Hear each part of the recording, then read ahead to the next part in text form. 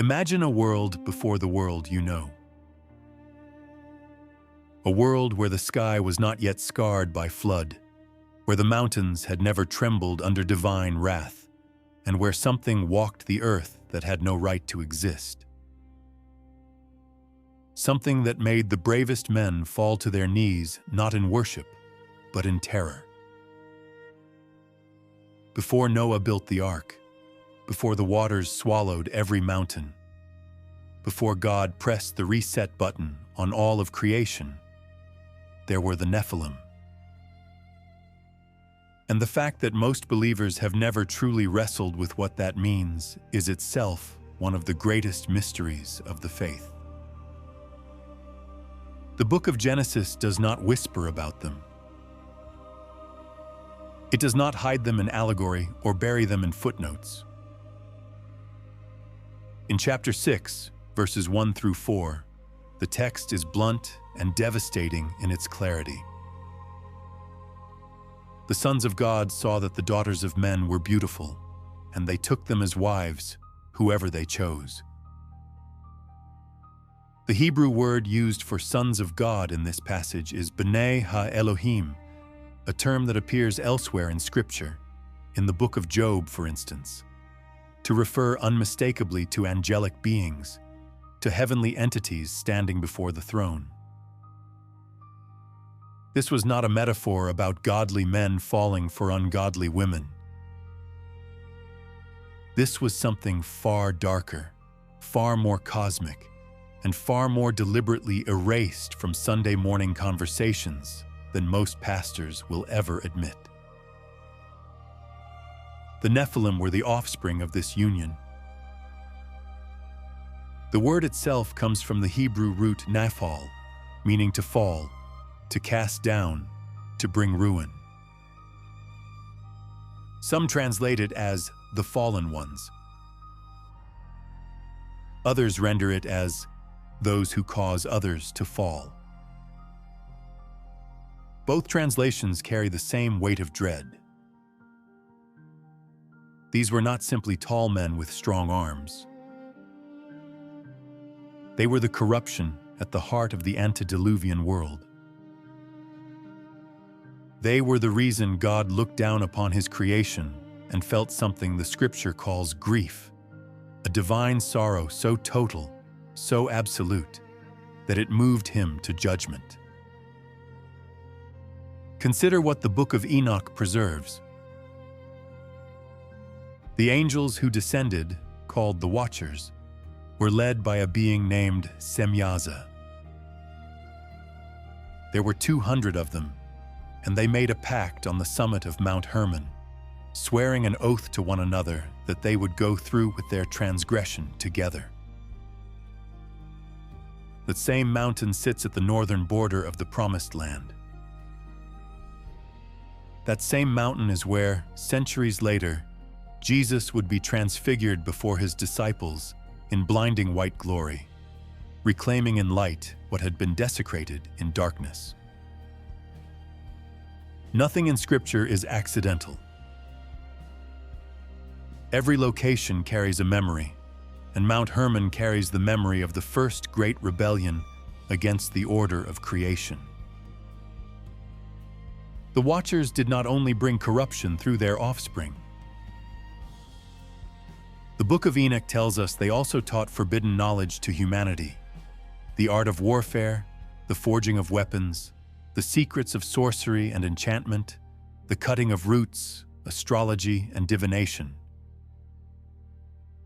They gave mankind tools it was never meant to have at that stage of history, and humanity drank it in with both hands. The earth filled with violence. The imagination of every human heart became, as Genesis records it, evil continually, not occasionally, not seasonally, but continually.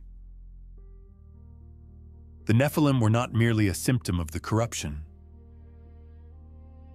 They were the engine of it, the accelerant poured over a world that was already beginning to smoke. Now here is where the terror deepens. Because the flood came, and the waters rose, and every living thing that breathed the breath of life under the heavens died. The Nephilim died. Their bodies were destroyed. But the Book of Enoch and later Jewish tradition preserve a belief that sent chills through ancient readers, that the spirits of the Nephilim, disembodied and cast out from both heaven and earth, became the demons that roam the world. Not metaphors for human weakness. Actual entities, ancient and malevolent, born from the unholy union of the divine and the human, stripped of flesh and condemned to wander until the day of final judgment. This is why the New Testament treats demonic possession with such gravity and such specificity. Jesus did not argue with theology. He cast out. He knew exactly what he was dealing with. But the story does not end with the flood. And this is the detail that most people never reach because they stop reading too soon. After the waters receded and Noah's family repopulated the earth, the Nephilim appear again. In Numbers chapter 13, when Moses sends the 12 spies into Canaan, they return with a report that shakes the entire Israelite camp.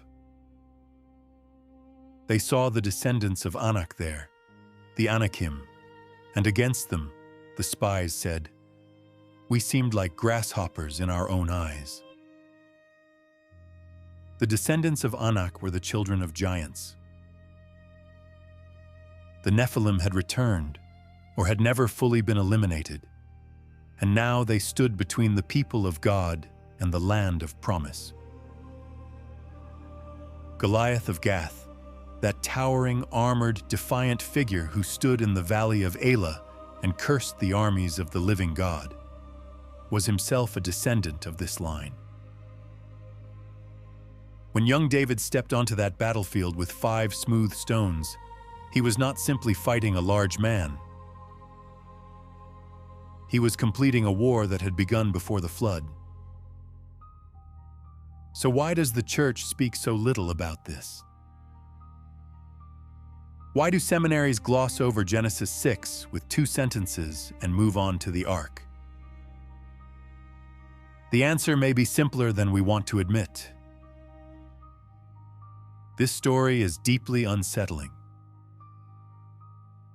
It demands that we take seriously the reality of supernatural evil, not as a backdrop to human drama, but as an active force with history, with strategy, with ancient hatred toward the image of God in humanity. It demands that we understand the Bible not as a collection of moral lessons, but as a cosmic war chronicle, a record of an ongoing conflict between the Creator and those who chose to rebel against His order. When we reduce the Nephilim to a curiosity, to a footnote, to a metaphor, we disarm ourselves. We walk onto a battlefield we have refused to study. And the enemy has been studying us for thousands of years. The terrifying truth about the Nephilim is not simply that they existed. It is that their existence reveals the depth of the war. It reveals that the enemy's strategy has always been the same: to corrupt the bloodline, to contaminate the image, to make the earth so full of violence and transgression that redemption would seem impossible. And yet redemption came anyway. Through a remnant. Through a man named Noah, who walked with God when no one else would. Through a line that was kept pure, not because of human virtue, but because of divine sovereignty. The same sovereignty that guards the remnant today. The same blood that covers what the enemy would corrupt. The story of the Nephilim is not ultimately a story about giants. It is a story about the lengths to which darkness will go, and the greater lengths to which God will go to redeem what He created. Subscribe to follow the complete biblical journey, from the Nephilim to the final judgment, from the flood to the New Jerusalem.